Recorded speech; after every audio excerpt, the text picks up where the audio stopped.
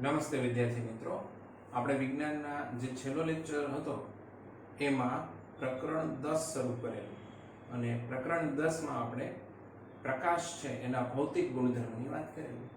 હવે સમગ્ર પ્રકરણ જોઈએ તો આખું પ્રકરણ બે ભાગમાં વહેંચાયેલું છે. એનો શરૂઆતનો ભાગ છે, પહેલો અડધો ભાગ એ પરાવર્તનનો છે અને બીજો અડધો ભાગ છે એ વક્રીભવનનો છે. તો હવે આપણે પહેલા પરાવર્તનના ભાગથી શરૂઆત કરવાની છે. તો પરાવર્તન એટલે શું? પ્રકાશનું પરાવર્તન એટલે શું? પરાવર્તન એટલે પાછું ફેંકાવું. તો કે જ્યારે પ્રકાશ કોઈ સપાટી ઉપર આપાત થાય અને એ સપાટી પરથી પાછો ફેંકાય એ ઘટનાને પ્રકાશનું પરાવર્તન કહેવાય. ટૂંકમાં કહીએ તો સપાટી પર આપાત થયેલા પ્રકાશના પાછા ફેંકાવાની ઘટનાને પ્રકાશનું પરાવર્તન કહે છે. ફરીવાર કહું છું, સપાટી પર આપાત થતા પ્રકાશના પાછા ફેંકાવાની ઘટનાને પ્રકાશનું પરાવર્તન કહે છે. સપાટી પર આપાત થતા પ્રકાશના પાછા ફેંકાવાની ઘટનાને પ્રકાશનું પરાવર્તન કહે છે. હવે તો કે આ પરાવર્તન છે એના પ્રકાર છે બે, નિયમિત પરાવર્તન અને અનિયમિત પરાવર્તન. બે પ્રકાર આપણે જોઈએ. સૌથી પહેલા આપણે જોઈએ નિયમિત પરાવર્તન. જો આ એક સપાટી છે, લીસી સમતલ સપાટી. આ સપાટી ઉપર પ્રકાશના કિરણ આપાત થાય છે.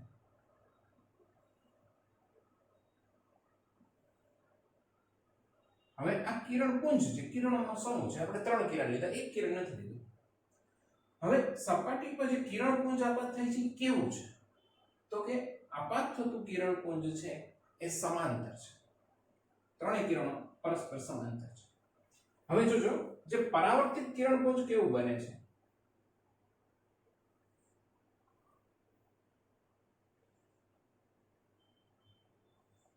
તો પરાવર્તિત કિરણપુંજ પર પરસ્પર સમાંતર બને એના કિરણો પર.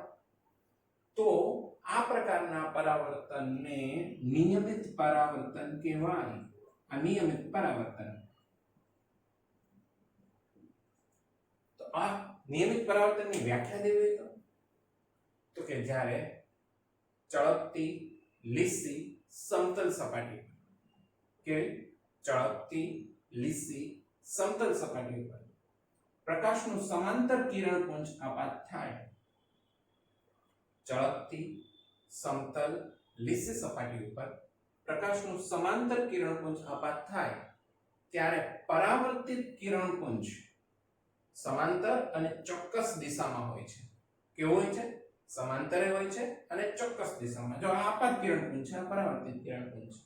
પ્રકાશના આવા પરાવર્તનને શું કહેવામાં આવે? નિયમિત પરાવર્તન. ફરીવાર કહું છું, જ્યારે ચળકતી સમતલ લીસી સપાટી ઉપર પ્રકાશનું સમાંતર કિરણપુંજ આપાત થાય ત્યારે પરાવર્તિત કિરણપુંજ સમાંતર અને ચોક્કસ દિશામાં હોય છે. પ્રકાશના આવા પરાવર્તનને નિયમિત પરાવર્તન કહેવાય. તો હવે આ નિયમિત પરાવર્તન ક્યાં આગળ થાય? તો કે સમતલ અરીસા ઉપરથી જે પરાવર્તન થાય એ નિયમિત પરાવર્તન હોય. ટૂંકમાં અરીસા પરથી થતું પરાવર્તન છે એ નિયમિત પરાવર્તન બનશે. હવે આપણે જોઈએ અનિયમિત પરાવર્તન. જો આ સપાટી કેવી છે? તો કે આ સપાટી સમતલ સપાટી નથી, ખરબચડી સપાટી છે. હવે જ્યારે આની ઉપર આવી રીતે સમાંતર પ્રકાશ કિરણપુંજ આપાત થાય, આ જે કિરણપુંજ છે એ સમાંતર છે. તો જે પરાવર્તિત કિરણપુંજ હોય એ સમાંતર હોતું નથી, એ વધારે મોટા વિસ્તારમાં ફેલાયેલું છે. પ્રકાશનું જે આવું પરાવર્તન છે એને અનિયમિત પરાવર્તન કહેવામાં આવે. તો અનિયમિત પરાવર્તનની વ્યાખ્યા દઈએ તો અનિયમિત પરાવર્તન તો કે જ્યારે ખરબચડી સપાટી પર પ્રકાશનું સમાંતર કિરણપુંજ આપાત થાય ત્યારે પરાવર્તિત કિરણપુંજ સમાંતર હોતું નથી પણ વધારે મોટા વિસ્તારમાં ફેલાય છે. પ્રકાશના આવા પરાવર્તનને અનિયમિત પરાવર્તન કહેવાય. લગભગ વાસ્તવમાં બધી સપાટીઓ ઉપરથી થતું પરાવર્તન છે અનિયમિત પરાવર્તન છે. એટલે ચોકડી ઉપરથી થતું, એટલે પુસ્તક ઉપરથી પરાવર્તન થાય કે દિવાલ ઉપરથી પરાવર્તન થાય. અહીંયા દિવાલ તે સંપૂર્ણ સમતલ ન હોય, એમાં ખાંચ હોય, લીસી ન હોય દિવાલ સંપૂર્ણ. એવી જ રીતે તો કે કોઈ ખરબચડી બીજી સપાટી, ટેબલ ખુરશી, એના ઉપરથી થતું પરાવર્તન, તો એ પણ કેવું બનશે? અનિયમિત પરાવર્તન. તો આ નિયમિત પરાવર્તન અને અનિયમિત પરાવર્તન પહેલા બેની વ્યાખ્યા હું ફરીવાર કહી દઉં છું. જ્યારે ચળકતી લીસી સમતલ સપાટી ઉપર પ્રકાશનું સમાંતર કિરણપુંજ આપાત થાય ત્યારે પરાવર્તિત કિરણપુંજ ચોક્કસ દિશામાં અને સમાંતર હોય છે. પ્રકાશના આવા પરાવર્તનને શું કહેવામાં આવે છે? નિયમિત પરાવર્તન. અને એનું ઉદાહરણ તો કે સમતલ દિશાઓ પરથી થતું પરાવર્તન. હવે તો કે જ્યારે ખરબચડી સપાટી ઉપર પ્રકાશનું સમાંતર કિરણપુંજ આપાત થશે ત્યારે જે પરાવર્તિત કિરણપુંજ હશે એ સમાંતર હોતું નથી અને વધારે મોટા વિસ્તારમાં ફેલાયેલું હોય છે. પ્રકાશના આવા પરાવર્તનને અનિયમિત પરાવર્તન કહેવામાં આવે છે. ઉદાહરણ તરીકે પુસ્તક ઉપરથી થતું પરાવર્તન, દિવાલ પરથી થતું પરાવર્તન, આ બધા એના ઉદાહરણ લઈ શકાય. તો હવે આ પરાવર્તન છે એના આપણે પ્રકારો વિશે વાત કરી, નિયમિત અને અનિયમિત. પછી આપણે હવે પરાવર્તનના નિયમોની વાત કરવાની છે.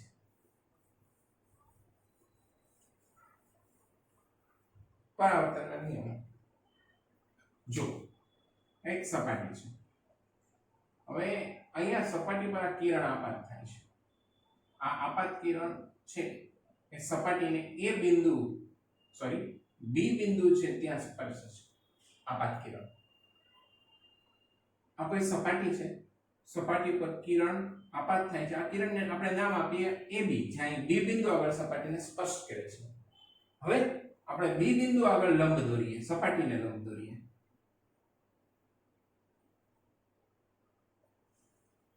સપાટી પર આપણે બી બિંદુ આગળ લંબ દોરીએ.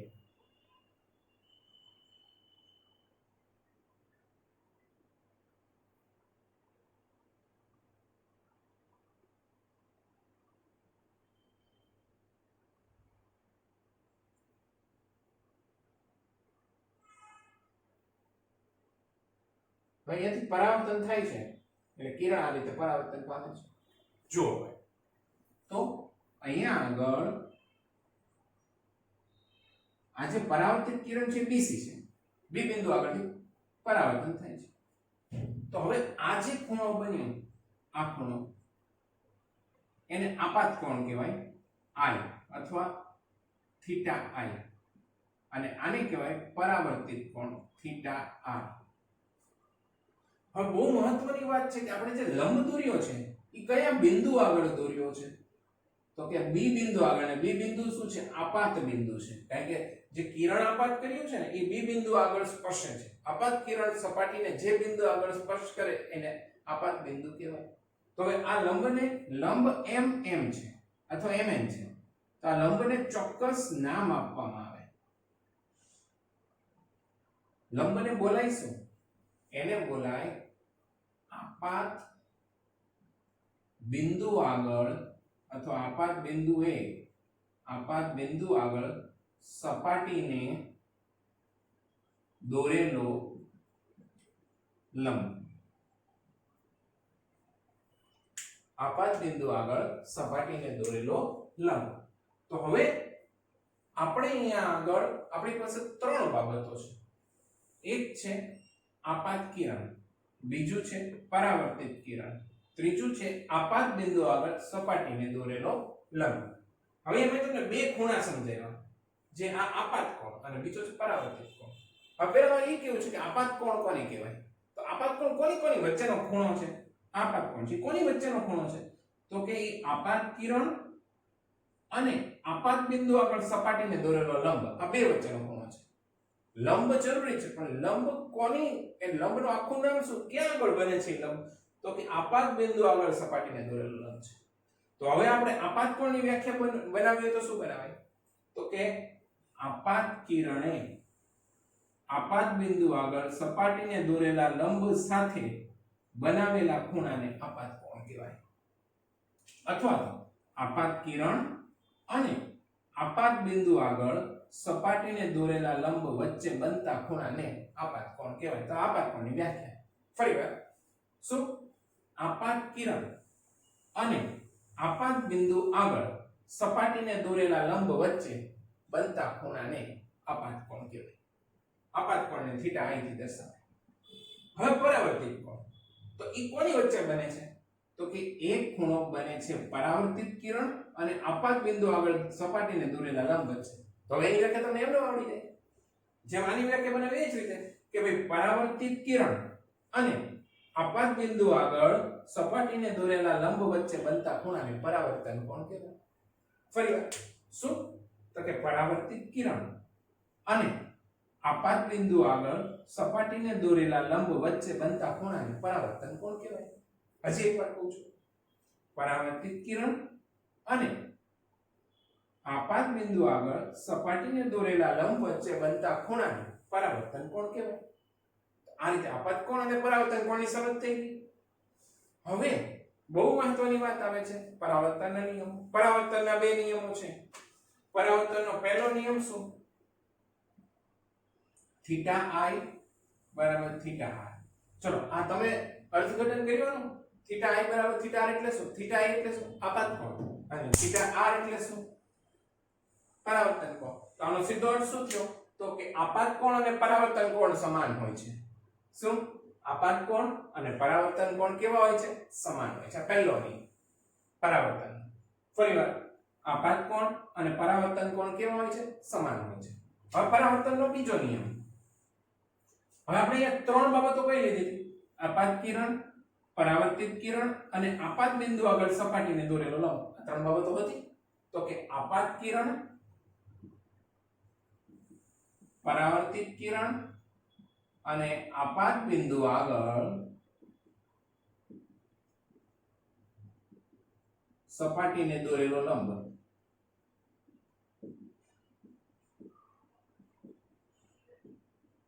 ત્રણે ત્રણ એક જ સમતલમાં હોય. ત્રણે ત્રણ એક જ સમતલમાં હોય. તો હવે આપણે ફરીવાર જોઈએ, આપાત કોણ અને પરાવર્તન કોણ સમાન હોય છે. આપાત કિરણ, પરાવર્તિત કિરણ અને આપાત બિંદુ આગળ સપાટીને દોરેલો લંબ ત્રણે એક જ સમતલમાં હોય છે. આ પરાવર્તનના બે નિયમો. પરાવર્તનના નિયમો રિપીટ કરું છું હજી. આપાત કોણ અને પરાવર્તન કોણ સમાન હોય છે. આપાત કિરણ, પરાવર્તિત કિરણ અને આપાત બિંદુ આગળ સપાટીને દોરેલો લંબ ત્રણે એક જ સમતલમાં હોય છે. તો હવે આ પરાવર્તનના નિયમો કોને લાગુ પડે? કઈ સપાટી માટે? તો પરાવર્તનના નિયમો છે એ નિયમિત અને અનિયમિત બંને પ્રકારના પરાવર્તન માટે લાગુ પડે છે. આ પહેલું. કેવા? નિયમિત અને અનિયમિત બંને પ્રકારના પરાવર્તન માટે પરાવર્તનના નિયમો સાચા છે. બીજું કે આ જે પરાવર્તનના નિયમો છે એમાં એક વાત ખાસ ધ્યાન રાખવાની કે જો કોઈ કિરણ છે લંબ રૂપે આપાત થાય, દાખલા તરીકે સપાટી પર આવી રીતે આપાત થાય કોઈ કિરણ, તો એ જ દિશામાં પરાવર્તન પામે. એટલે કે એનું પરાવર્તન છે એ ખૂણો ન બનાવે, એટલે થીટા આઈ પરાવર્તન કોણ શૂન્ય થાય. એનો અર્થઘટન કરીએ તો જો સપાટી ઉપર લંબરૂપે કિરણ આપાત થાય તો એનો જે પરાવર્તન કોણ હોય થીટા આર અહીંયા એ શૂન્ય થાય.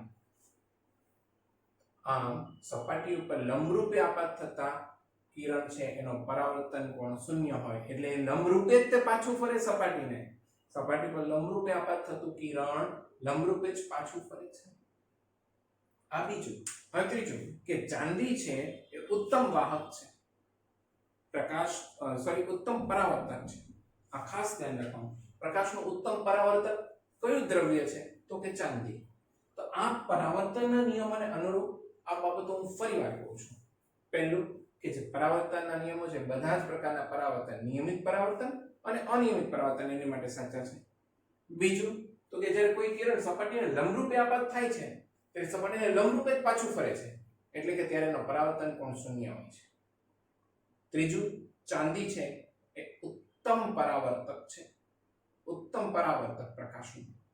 અને બીજું કે બધા જ પ્રકારના જે અરીસા છે એની માટે પણ આ પરાવર્તનના નિયમો સાચા છે. એટલે કે ગોલીય હોય કે સમતલ અરીસા, બધા પ્રકારના અરીસા માટે પરાવર્તનના નિયમો સાચા છે. પરાવર્તનના નિયમો હું ફરીવાર બે કહી દઉં. કયા? આપાત કોણ અને પરાવર્તન કોણ સરખા હોય છે. આપાત કિરણ, પરાવર્તિત કિરણ અને આપાત બિંદુઓ આગળ સપાટીને દોરેલો લંબ ત્રણેય એક જ સમતલમાં હોય છે. હવે આપાત કોણ અને પરાવર્તન કોણની વ્યાખ્યા યાદ કરી ફરીવાર કીધું તો કે આપાત કિરણ અને આપાત બિંદુ આગળ સપાટીને દોરેલો લંબ આ બંને વચ્ચે બનતા ખૂણાને આપાત કોણ કહેવાય. પરાવર્તિત કિરણ અને આપાત બિંદુ આગળ સપાટીને દોરેલો લંબ એ બંને વચ્ચે બનતા ખૂણાને પરાવર્તન કોણ કહેવાય. તો આ આપણો પરાવર્તનના નિયમો, આપાત કોણ અને પરાવર્તન કોણ. હવે પ્રતિબિંબ. પ્રતિબિંબ કોને કહેવાય? તો કે વસ્તુના કોઈ એક ભાગ પરથી, આપણી પાસે કોઈ વસ્તુ હોય એના કોઈ એક ભાગ પરથી ઘણા બધા બિંદુઓ શરૂ થાય અને કોઈ બીજા બિંદુએ, ખાસ કરીને કહું છું, ફરી વાર કહું છું આ વ્યાખ્યા, કે વસ્તુના કોઈ પણ ભાગ પરથી, કોઈ પણ બિંદુ પરથી ઘણા બધા કિરણો શરૂ થાય અને બીજા કોઈ બિંદુ છે ત્યાં મળે, ત્યાં ભેગા થાય અથવા ભેગા થતા હોય તેવો આભાસ થાય, તો બીજા બિંદુને પહેલા બિંદુનું પ્રતિબિંબ કહેવાય. ફરીવાર કહું છું આ વ્યાખ્યા ધ્યાન રાખજો. પ્રતિબિંબની વ્યાખ્યા. પ્રતિબિંબ એટલે શું એ સમજો. પ્રતિબિંબ ફરીવાર કે વસ્તુના કોઈ એક ભાગ પરથી, વસ્તુના કોઈ એક બિંદુ પરથી ઘણા બધા કિરણો શરૂ થાય અને બીજા કોઈ બિંદુ આગળ ભેગા થાય અથવા ભેગા થતા હોય તેવો આભાસ થાય, તો બીજા બિંદુને પહેલા બિંદુનું પ્રતિબિંબ કહેવાય. રિપીટ કરું છું આ વ્યાખ્યા. વસ્તુના કોઈ એક ભાગ પર આવેલા બિંદુ પરથી ઘણા બધા કિરણો શરૂ થઈ અને બીજા કોઈ બિંદુ છે ત્યાં ભેગા થાય અથવા ભેગા થતા હોય તેવો આભાસ થાય, તો બીજા બિંદુને પહેલા બિંદુનું પ્રતિબિંબ કહેવાય. એટલે કે પહેલા બિંદુમાંથી કિરણો બહાર આવતા હોય અને બીજા કોઈ બિંદુ આગળ ભેગા થતા હોય અથવા તો ભેગા થતા હોય તેવો આભાસ થતો હોય, તો જે બીજું બિંદુ એ પહેલા બિંદુનું પ્રતિબિંબ બને. આ પ્રતિબિંબના બે પ્રકાર છે. વાસ્તવિક પ્રતિબિંબ અને આભાસી.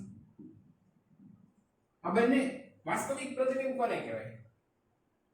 તો કે જો હું જે હમણાં વ્યાખ્યા બનાવી એ વ્યાખ્યા હું ફરી વાર કહું છું. વસ્તુ પરના કોઈ એક બિંદુ છે ત્યાંથી શરૂ થઈને ઘણા બધા કિરણો પરાવર્તન કે વક્રીભવન પામે.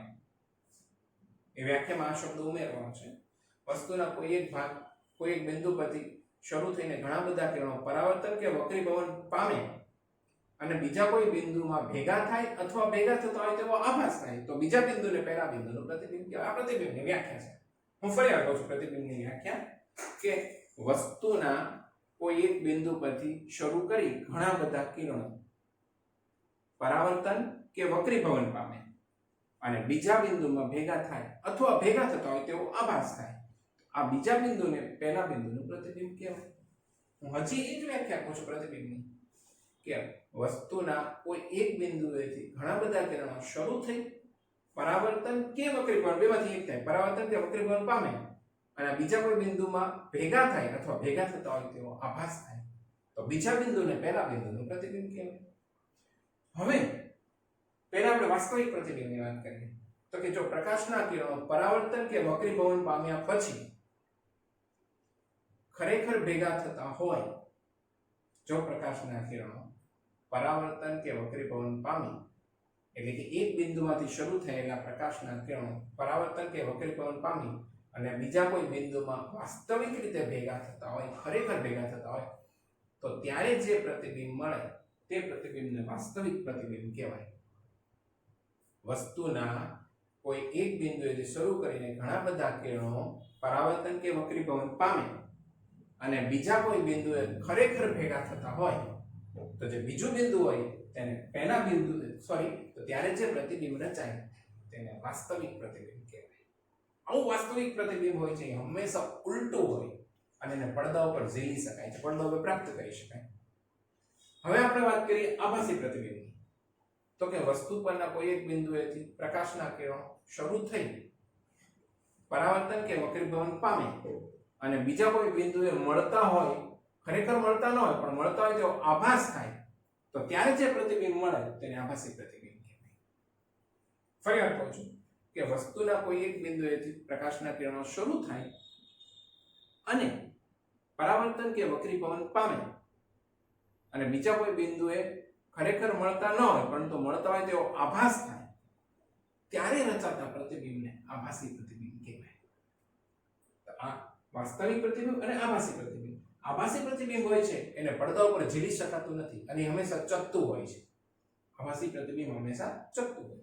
તો વાસ્તવિક પ્રતિબિંબ ઉલટું હોય આભાસી પ્રતિબિંબ ચત્તું હોય. વાસ્તવિક પ્રતિબિંબને પડદા ઉપર ઝીલી શકાય, આભાસી પ્રતિબિંબને પડદા પર ઝીલી શકાતું નથી. હવે વ્યાખ્યા ત્રણે રિપીટ કરી દઉં છું. વાસ્તવિક પ્રતિબિંબ, આભાસી પ્રતિબિંબ અને માત્ર પ્રતિબિંબ. પહેલા પ્રતિબિંબની કે ભાઈ વસ્તુના કોઈ એક બિંદુએથી પ્રકાશના ઘણા બધા કિરણો શરૂ થઈ અને બીજા કોઈ પરાવર્તન કે વક્રીભવન પામે અને બીજા બિંદુએ મળતા હોય અથવા તો મળતા હોય તેવો આભાસ થતો હોય તો બીજા બિંદુને પહેલા બિંદુનું પ્રતિબિંબ કહેવાય. હવે વાસ્તવિક પ્રતિબિંબ તો કે કોઈ એક બિંદુએથી પ્રકાશના કિરણો શરૂ થાય, પરાવર્તન કે વક્રીભવન પામે અને બીજા બિંદુમાં ભેગા થાય તો ત્યારે રચાતા પ્રતિબિંબને વાસ્તવિક પ્રતિબિંબ કહેવાય.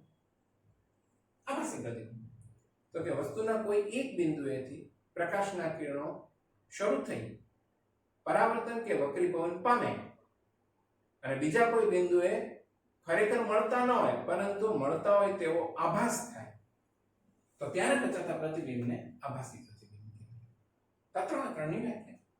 તો આ રીતે આપણે પ્રતિબિંબની વ્યાખ્યાઓ, પ્રતિબિંબ, આભાસી પ્રતિબિંબ અને વાસ્તવિક પ્રતિબિંબ. હું ફરી એકવાર કીધું કે વાસ્તવિક પ્રતિબિંબને પડદા ઉપર ઝીલી શકાતું નથી. વાસ્તવિક પ્રતિબિંબને પડદા ઉપર ઝીલી શકાય છે, જ્યારે આભાસી પ્રતિબિંબને પડદા ઉપર ઝીલી શકાતું નથી. વાસ્તવિક પ્રતિબિંબ હંમેશા ઉલટું હોય છે, જ્યારે આભાસી પ્રતિબિંબ છે એ ચત્તું હોય છે. હજી બીજી એક મહત્વની વાત કે સમતલ અરીસા દ્વારા મળતું પ્રતિબિંબ. સમતલ અરીસો, તો સમતલ અરીસો છે એ કેવો હોય, ક્યાં હોય? તો કે આપણા ઘરમાં જે આપણે કબાટમાં જે અરીસો હોય અથવા તો એવો અરીસો કે જેમાં આપણે તૈયાર થવા માટે જેનો ઉપયોગ કરીએ છીએ સમતલ અરીસો છે. તો આ જે સમતલ અરીસો છે એની સામે તો કહેવાય નહીં, આપણે ઘણી વાર કહીએ છીએ ને મજાકમાં કે અરીસામાં મોઢું જોઈ લ્યો એકવાર, તો એ અરીસો એ સમતલ અરીસો છે. તો આ સમતલ અરીસા દ્વારા જે પ્રતિબિંબ મળે છે કેવું મળે છે, એની લાક્ષણિકતાઓ શું છે? એટલે કે સમતલ અરીસા દ્વારા મળતા પ્રતિબિંબની લાક્ષણિકતાઓ એની વાત કરીએ. નાનકડો પ્રશ્ન છે. સમતલ અરીસા દ્વારા મળતા પ્રતિબિંબની લાક્ષણિકતાઓ. તો હવે સમતલ અરીસા દ્વારા કેવું પ્રતિબિંબ મળે છે? તો પેલા મગજમાં લાવો કે તમે અરીસા સામે ઊભા છો, તો વિચારો તો તમે ઊભા હો તો કેવા દેખાવ છો? એટલે રૂડા રૂપાળા એવું નથી પૂછતો, પણ ચત્તા દેખાવ છો કે ઊંધા? તો કે ચત્તા. માથું ઉપર જ હોય છે ને, પગ ઉપર નથી હોય, શીર્ષાસન નથી થઈ જતું. એનો મતલબ કે પ્રતિબિંબ ચત્તું મળે છે. હમણાં જ આપણે જોયું કે ચત્તું પ્રતિબિંબ ક્યારે મળે? જ્યારે આભાસી હોય. તો અહીંયા પહેલું શું થાય કે પ્રતિબિંબ કેવું મળે? આભાસી અને ચત્તું. આભાસી અને ચત્તું. આ પહેલી લાક્ષણિકતા કે સમતલ અરીસા દ્વારા મળતું પ્રતિબિંબ કેવું હોય? તો કે આભાસી અને ચત્તું હોય છે. હવે આપણે બીજી લાક્ષણિકતા જોઈએ. તો કે સમતલ અરીસામાં તમે જુઓ ત્યારે આંગળીઓ હોય કે કાન હોય કે નાક હોય કે કોઈ પણ અંગ હોય, એનું માપ એટલું ને એટલું રહે. આંગળી મોટી નથી થઈ જતી. જુઓ, નાક નાનું મોટું નથી થઈ જતું. આમ તો નાક નાનું થાય સારું નહીં. કાન છે એના માપ પ્રમાણે છે. ચહેરાનો એક આખા શરીરનો જે કંઈ પણ તમે પેન્સિલ રાખો ને અરીસાની સામે, તો પેન્સિલનું માપ એનું પ્રતિબિંબ એટલું જ દેખાય. તો એનો મતલબ એવો થયો કે બધા માપ છે ને એ જે મૂળ વસ્તુના હોય પ્રતિબિંબના એ જ માપ હોય. માપને પરિમાણ કહેવાય વિજ્ઞાન. તો વસ્તુનું પરિમાણ અને પ્રતિબિંબનું પરિમાણ કેવા હોય? તો કે સરખા હોય. આ બીજી લાક્ષણિકતા. વસ્તુનું પરિમાણ એટલે લંબાઈ, ઊંચાઈ, એ બધું બરાબર શું હોય? પ્રતિબિંબનું પરિમાણ. એટલે કે પ્રતિબિંબ આભાસી અને ચત્તું હોય છે, વસ્તુનું પરિમાણ અને પ્રતિબિંબનું પરિમાણ સમાન હોય છે. હવે ત્રીજો મુદ્દો. તો તમે એક વાત નોંધજો કે ભાઈ તમે અરીસાથી દાખલા તરીકે તમે જોયું ને કે અરીસાથી જેટલા અંતરે તમે ઉભા હોય, દાખલા તરીકે 2 લાદી દૂર ઉભા છો, તો પ્રતિબિંબ છે ને તમને એટલું જ દેખાશે. ઈ તે અરીસાથી 2 લાદી દૂર દેખાશે. પણ ફરક શું હશે? ફરક એટલો હશે કે તમે અરીસાની સામે ઊભા હશો અને પ્રતિબિંબ અરીસાની પાછળ લાગશે. એટલે કે અરીસાથી બેયનું અંતર સરખું હશે, વસ્તુનું અને પ્રતિબિંબનું, પણ બે અરીસાની સામસામી બાજુએ હશે. એટલે કે વસ્તુ અને પ્રતિબિંબ અરીસાથી સમાન અંતરે પરંતુ સામસામી બાજુએ અરીસાની સામસામી બાજુએ.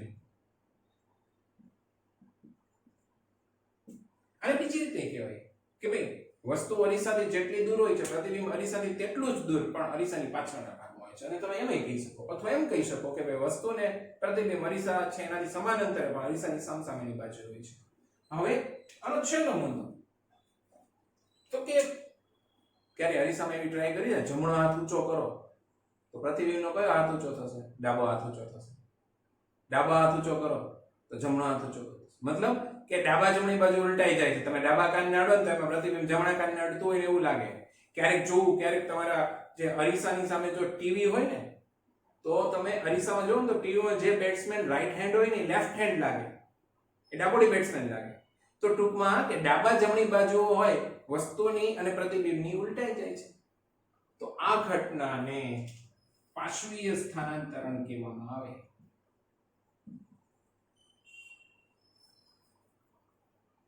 એટલે આપણે લખવાનું શું? તો કે વસ્તુ અને પ્રતિબિંબની ડાબા જમણી બાજુઓ ઉલટાઈ છે. તો આમ સમતલ અરીસા દ્વારા મળતા પ્રતિબિંબની લાક્ષણિકતાઓ જોઈએ તો પહેલું, પ્રતિબિંબ આભાસી અને ચપટું હોય છે. બીજું, વસ્તુનું પરિમાણ અને પ્રતિબિંબનું પરિમાણ સમાન હોય છે. ત્રીજું, વસ્તુ અને પ્રતિબિંબ અરીસાથી સમાન અંતરે હોય પરંતુ અરીસાની સામસામી બાજુએ હોય છે. અને ચોથું, વસ્તુ અને પ્રતિબિંબની ડાબા જમણી બાજુઓ ઉલટાઈ જાય છે. ફરી વાર કહું છું. પહેલું, પ્રતિબિંબ કેવું હોય છે? આભાસી અને ચપટું. પ્રતિબિંબનું પરિમાણ અને વસ્તુનું પરિમાણ સમાન હોય છે. એટલે કે પ્રતિબિંબની ઊંચાઈ, વસ્તુની ઊંચાઈ બધું જ સમાન. ત્રીજું, તો કે વસ્તુ અને પ્રતિબિંબ અરીસાથી સમાન અંતરે હોય પણ અરીસાની સામસામેની બાજુએ હોય છે. અને ચોથું, વસ્તુ અને પ્રતિબિંબની ડાબા જમણી બાજુઓ છે એ ઉલટાઈ જાય છે. ખ્યાલ આવે છે? ફરીવાર ચારે વસ્તુઓ. પ્રતિબિંબ આભાસી અને ચપટું 2 માર્ક માટે ઉત્તમ પ્રશ્ન છે. પ્રતિબિંબ આભાસી અને ચપટું સમતલ અરીસા દ્વારા મળતું પ્રતિબિંબ આભાસી અને ચપટું હોય છે. વસ્તુનું પરિમાણ અને પ્રતિબિંબનું પરિમાણ સમાન હોય છે. વસ્તુ અને પ્રતિબિંબ અરીસાથી સમાન અંતરે હોય પરંતુ અરીસાની સામસામેની બાજુ હોય છે. અને છેલ્લે વસ્તુ અને પ્રતિબિંબની ડાબા જમણી બાજુઓ છે એ ઉલટાઈ જાય છે. તો આ સમતલ અરીસા દ્વારા મળતા પ્રતિબિંબની લાક્ષણિકતાઓ છે. હવે સમતલ અરીસાનો ઉપયોગ એ બાબતો આવશે. તો આજના લેક્ચરમાં આપણે આટલું રાખીએ. ફરીવાર હું કહી દઉં છું, આજના લેક્ચરમાં આપણે કેટલું જોયું તો કે પરાવર્તનની વ્યાખ્યા, પછી પરાવર્તનના પ્રકારો એટલે નિયમિત પરાવર્તન અને અનિયમિત પરાવર્તન, પછી પરાવર્તન આપાત કોણ અને પરાવર્તન કોણની વ્યાખ્યા અને પરાવર્તનના નિયમો જોયા, પછી પ્રતિબિંબ, વાસ્તવિક પ્રતિબિંબ અને આભાસી પ્રતિબિંબની સમજ મેળવી. બધા ટૂંકા પ્રશ્નો જ છે. અને છેલ્લે તો કે સમતલ અરીસા દ્વારા મળતા પ્રતિબિંબની લાક્ષણિકતાઓ જોઈ. આજનો લેક્ચર અહીંયા સુધી આપણે રાખીએ છીએ, પછી અહીંથી આગળ વધશું.